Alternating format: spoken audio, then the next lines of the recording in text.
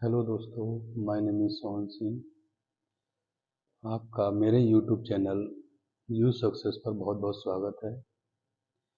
आज हम कुछ यूपी बोर्ड की परीक्षाओं पर डिस्कस करेंगे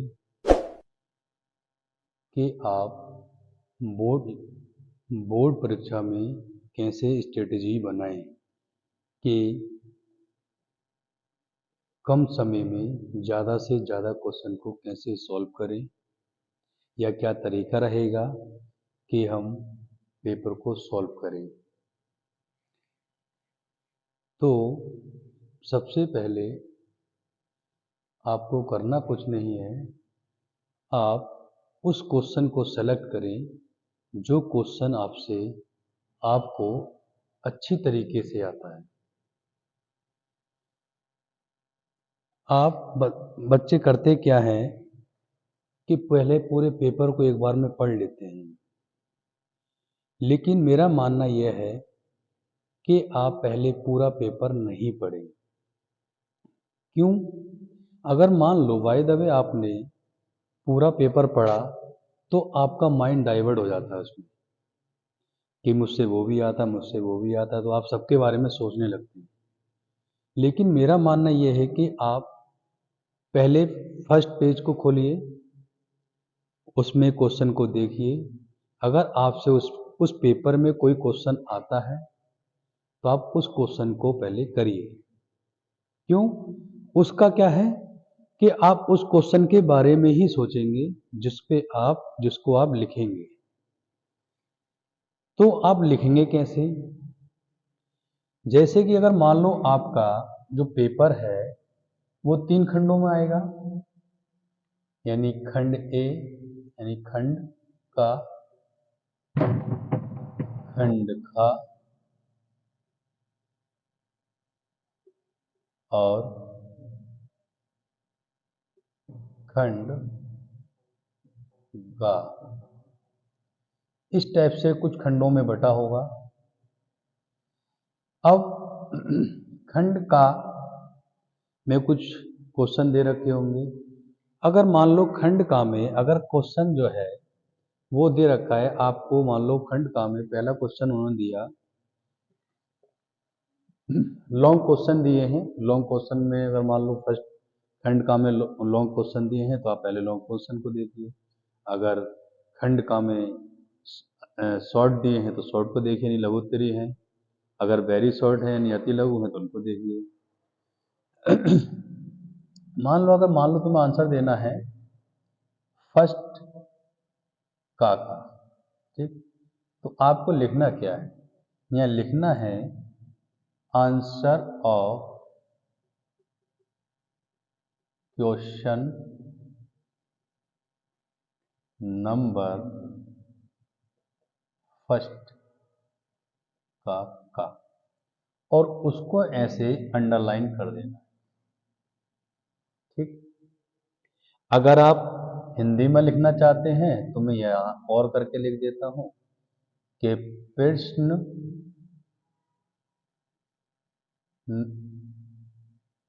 प्रश्न नंबर या प्रश्न एक के का उत्तर, या प्रश्न वन का, अगर आप ये लिखना चाहें तो ये लिख सकते हैं। अगर के का नहीं करना चाहते हैं तो ये भी लिख सकते हैं कि प्रश्न वन का उत्तर, ठीक, और इससे नीचे अंडरलाइन कर। तो इस टाइप से आपको क्वेश्चन नंबर डालना है।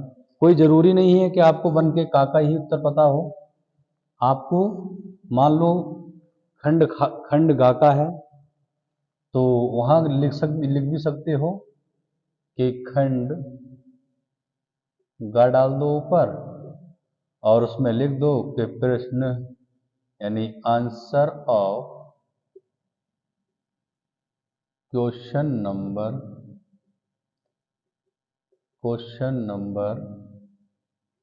5 का खा। तो आप ऐसे भी लिख सकते हैं, ठीक है ना। या ये भी कह सकते हैं कि प्रश्न 5 का उत्तर। तो इससे क्या है, अब मान लो ये आपने ये प्रश्न का डाल दिया, अब मान लो आपका फिजिक्स में कूलाम का नियम लिखना है, तो आप यहां बताएंगे कूलाम का नियम, ये आपकी हेडिंग हो गई। अब एग्जामिनर को ये कंफर्म हो गया है कि इसमें क्या लिखा है, कूलाम का नियम लिखा है। या मान लो आपको वैद्युत क्षेत्र की तीव्रता अक्षीय स्थिति में निकालनी है, तो आपको पूरा ही वो हेडिंग डालनी पड़ेगी, ठीक है, और क्वेश्चन नंबर डालना पड़ेगा जो भी क्वेश्चन है। अब सबसे पहले हम यही करते जाएंगे कि जो क्वेश्चन, मान लो अगर हमने एक पेज खोला, पहला फर्स्ट पेज खोला, उसमें हमसे क्वेश्चन आता है, फिर सेकंड पेज खोला, उसमें क्वेश्चन आता है, मान लो 2 क्वेश्चन आते हैं, उन दोनों क्वेश्चनों का नंबर डालेंगे और करेंगे, उसको सॉल्व करेंगे। फिर ऐसे ही अगले नेक्स्ट पेज पर जाएंगे, मान लो वहाँ उस पेज में आपको कोई क्वेश्चन नहीं आता, आगे बढ़ेंगे, यानी 1 बाय 1 करके जब चलेंगे तो उससे यह है कि हमारा माइंड जो है डाइवर्ट नहीं होगा।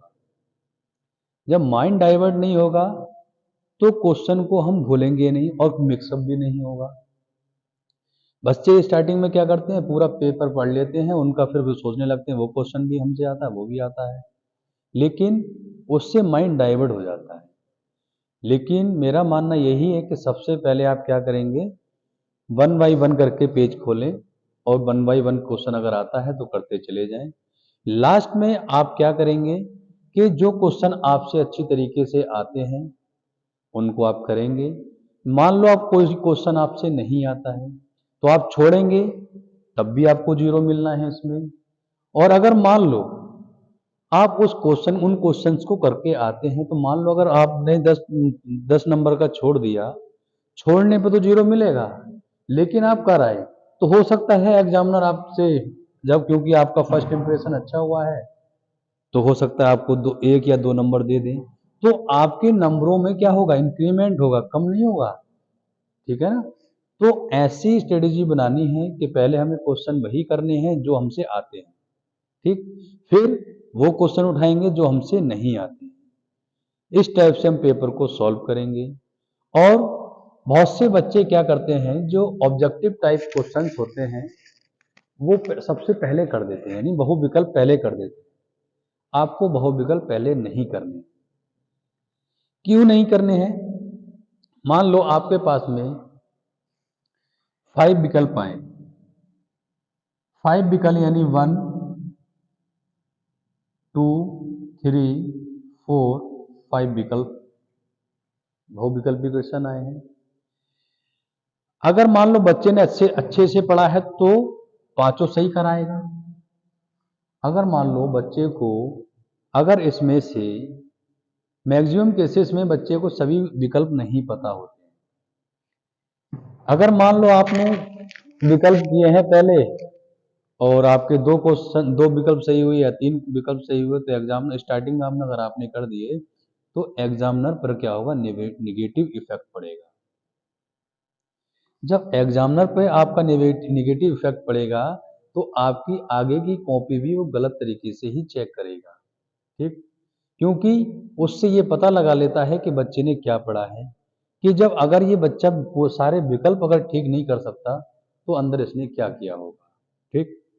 लेकिन आप जो हैं, जो ऑब्जेक्टिव टाइप क्वेश्चन हैं, इन सभी क्वेश्चंस को सबसे लास्ट पेज पे करें, यानी आपका जहां पे सारा काम खत्म होता है आप उसको वहां लिख दें।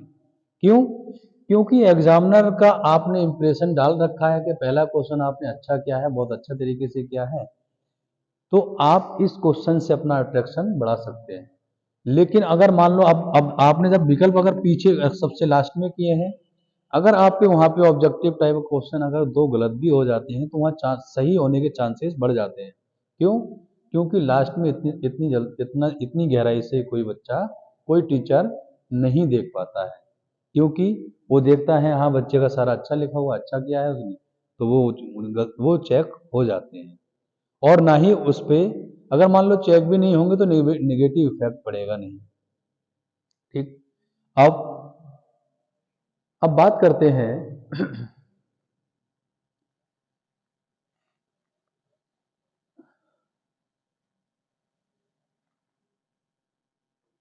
तो टाइम को ज़्यादा वेस्ट ना करते हुए आप अपनी स्ट्रेटजी बनाएं।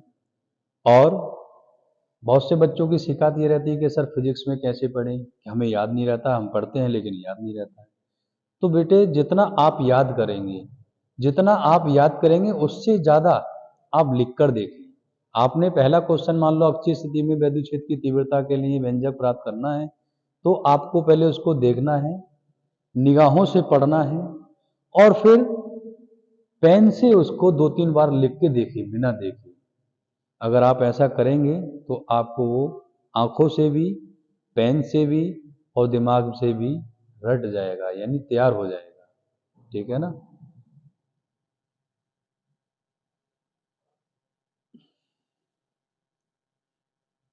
तो आप ये अपनाएं।